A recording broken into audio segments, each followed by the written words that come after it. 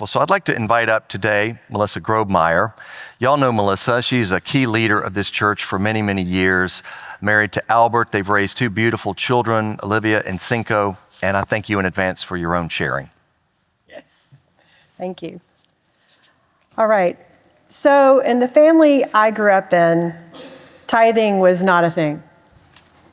I'm not saying that we were unchurched. We often came to church.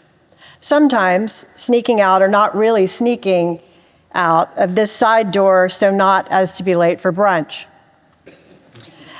But with that caveat, more often than not, we were here, and our being here provided me with my church home, especially after I had children of my own and I realized that I'm mortal and that I actually needed a church home. And I can tell you that my husband's experience was similar. He was the eldest of three boys, and they all went to Catholic boys' school in Memphis.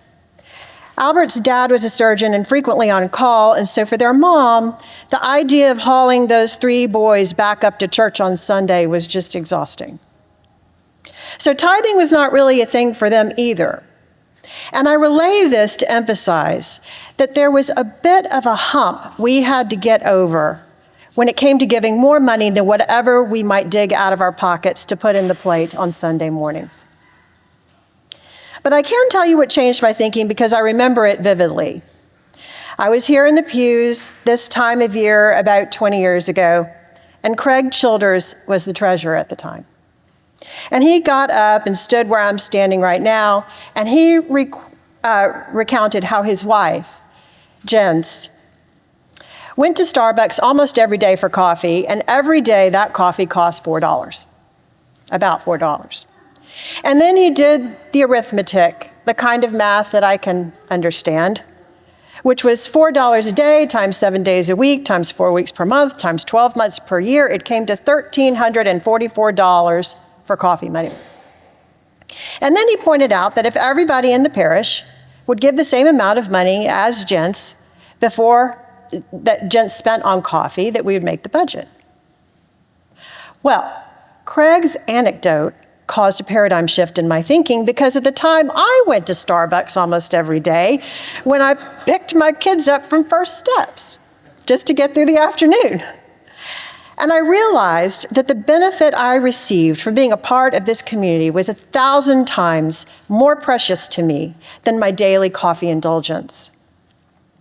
Yet, while I gladly forked over $4 or more for a mediocre cup of coffee, I somehow dreaded the idea of tithing to my church.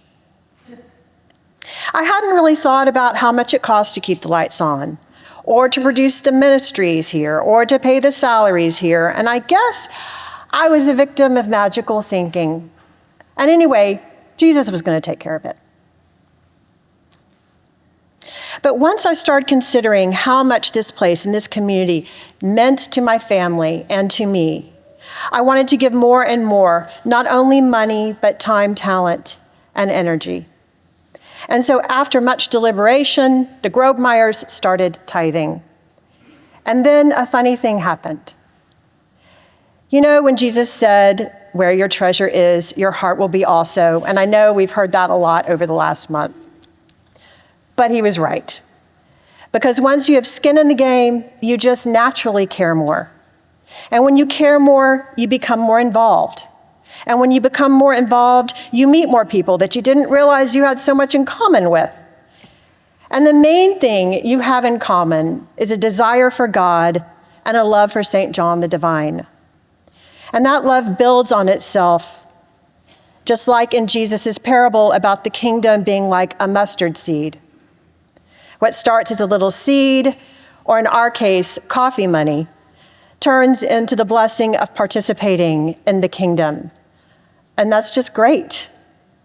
And so I would say start with the coffee money. It just takes a little bit of faith to plant that seed. And I promise you, you will be amazed by what grows, especially in your own heart.